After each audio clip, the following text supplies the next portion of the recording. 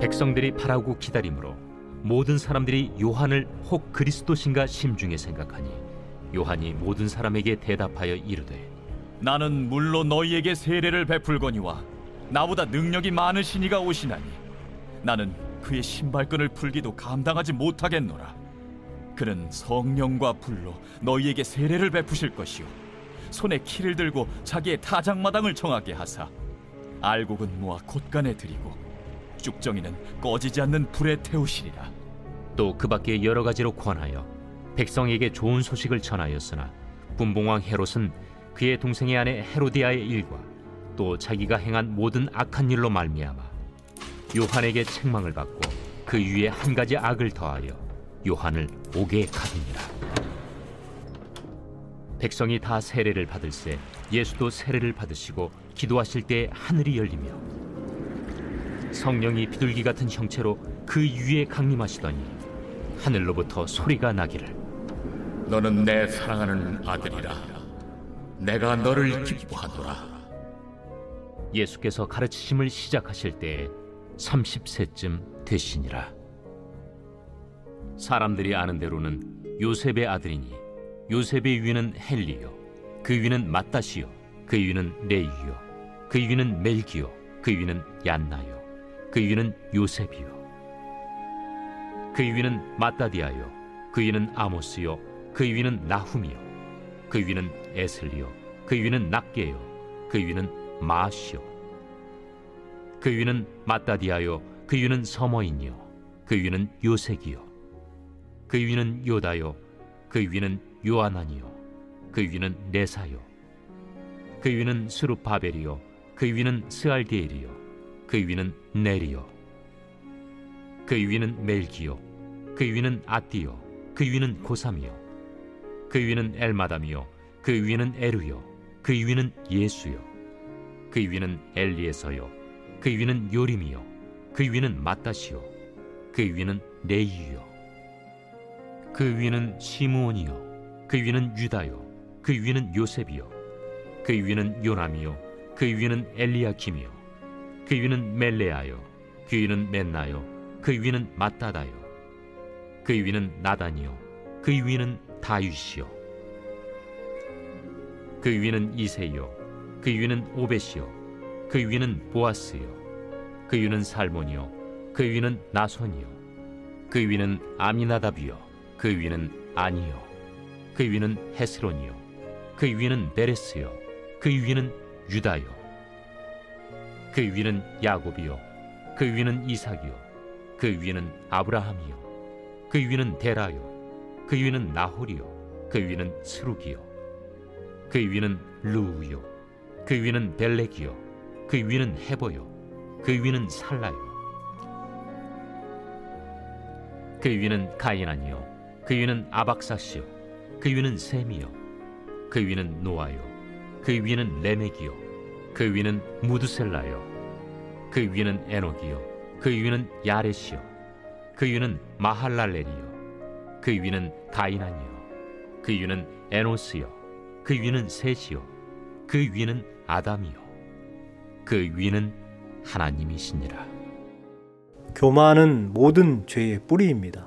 사단이나 인간이나 다 교만으로 인해서 타락하게 되어 있습니다. 교만 가운데에도 가장 무서운 것이 영적 교만입니다.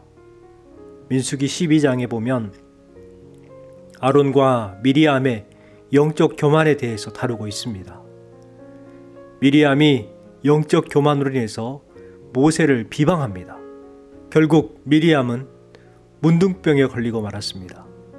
영적으로 교만한 자는 비방하는 말을 하고 탐욕의 마음을 품게 되어 있습니다. 이스라엘 백성들에게 전염되었던 원망과 불평이 아론과 미리암에게도 전염이 되었습니다. 그들은 모세가 구스 여인을 취했다고 비방하기 시작했어요. 아론과 미리암의 비방은 모세가 단지 이방 여인을 아내로 취한 것에 겨냥한 것이 아닙니다. 그들의 마음속에는 모세의 권위를 노리는 탐욕이 있었습니다. 민수기 12장 2절 말씀에 보면 그들이 이르되 여호와께서 모세와만 말씀하셨느냐 우리와도 말씀하지 아니하셨느냐 하매 라고 합니다. 마귀는 영적인 교만으로 이들을 유혹했습니다. 마음속에 탐욕을 품게 했고 입을 통해서 비방했습니다. 여러분, 우리는 탐심에서 자유로울 수 없지만 이겨내야만 합니다. 그래야 우리가 바른 삶을 살 수가 있는 것이죠. 내가 판단하고 함부로 말하고 비방해서도 안 됩니다. 그러다가 미디안과 같은 큰 실수를 하게 되고 하나님의 징벌을 받을 수 있는 큰 실수를 하게 되기 때문입니다. 내가 판단하고 함부로 말하고 비방해서도 안 됩니다. 그러다가 미디안 같은 큰 실수를 하게 됩니다.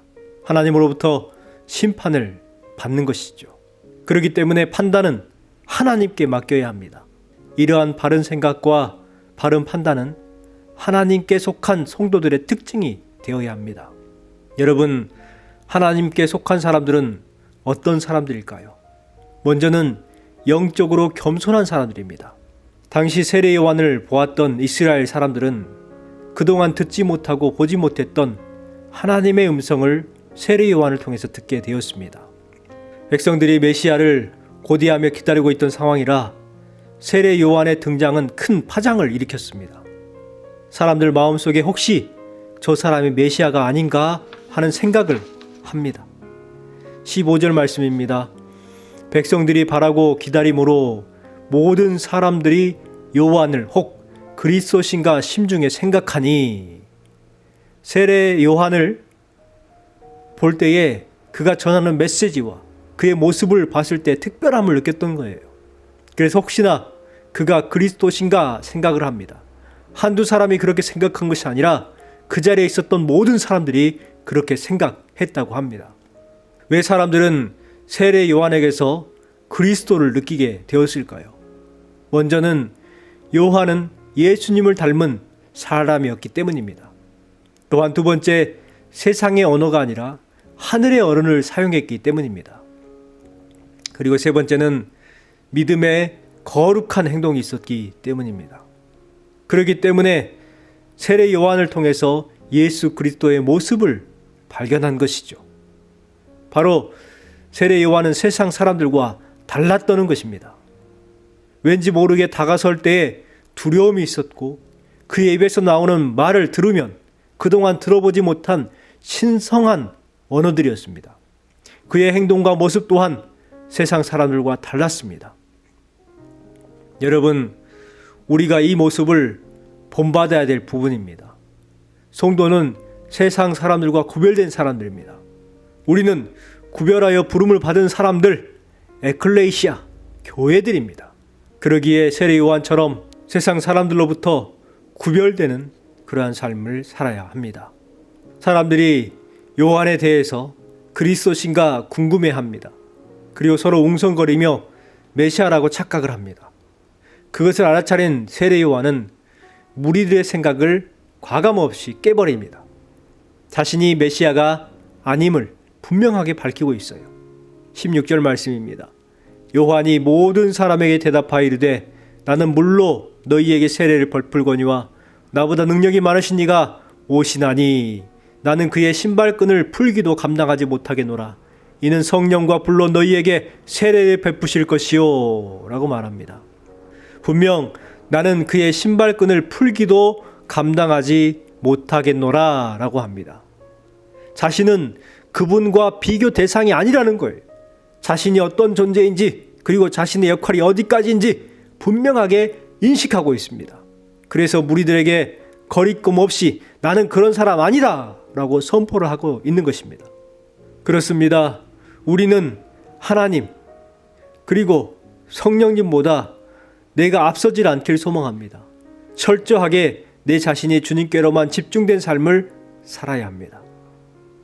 세례 요한은 거침없이 회개를 선포하고 당시 무리들에게 권력자들에게 잘못을 지적하여 책망한 요한은 결국 오기가 지고 맙니다.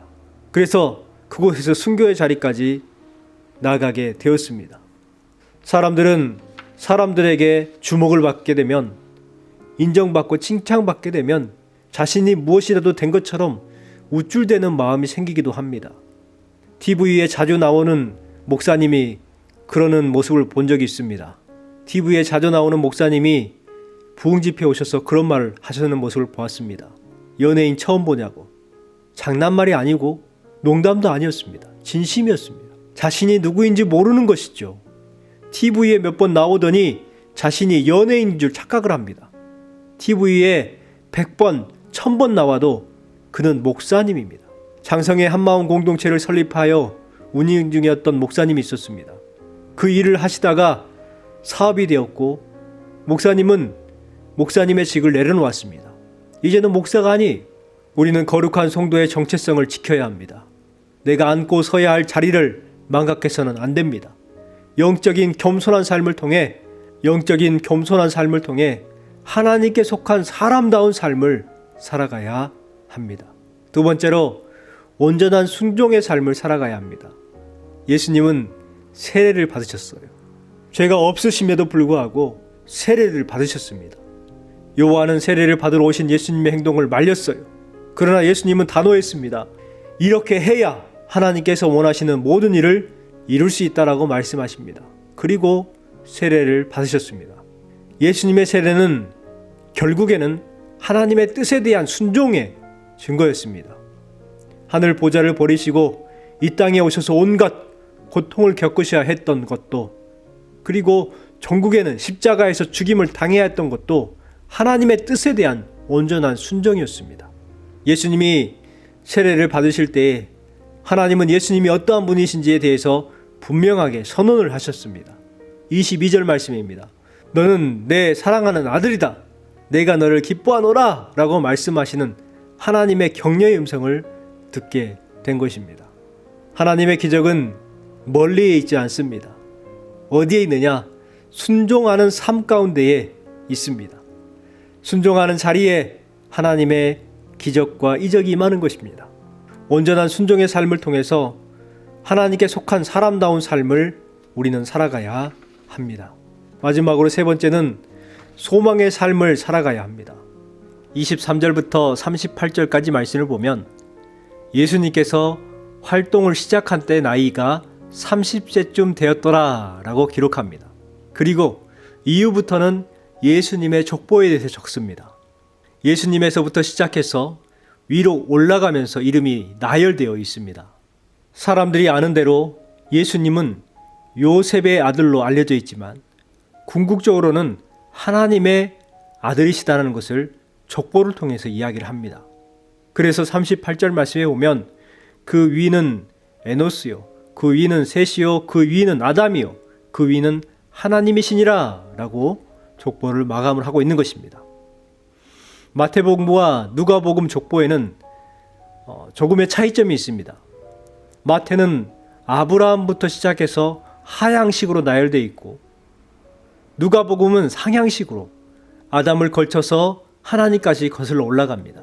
마태는 유대인들이 보기에 유대식으로 기록해 놓았던 것이고 누가는 1장에서 기록한 것처럼 데오빌로 각하 곧 이방인에게 보이기 위한 내용이기에 상향식으로 나열을 했던 것입니다. 바로 이 예수님의 근본이 어디신지 알려주는 것이죠. 예수님의 족보를 통해서 보게 되면 하나님의 구속의 사건은 하나님의 철저한 계획 가운데 진행되는다는 것을 알 수가 있습니다. 아울러 역사적으로 분명한 사실임을 보여주고 있어요. 하나님은 오늘도 변함없이 내 자신과 우리를 향한 계획들을 하나하나 이루어 가십니다. 하나님의 계획 안에 소망을 품고 소망을 이루시는 하나님을 경험하는 우리 성도의 삶을 살아야 합니다. 하나님의 자녀로서의 정체성, 진짜 그리스도인, 구원의 복된 소식을 전하고 믿는 삶을 살아가야 합니다.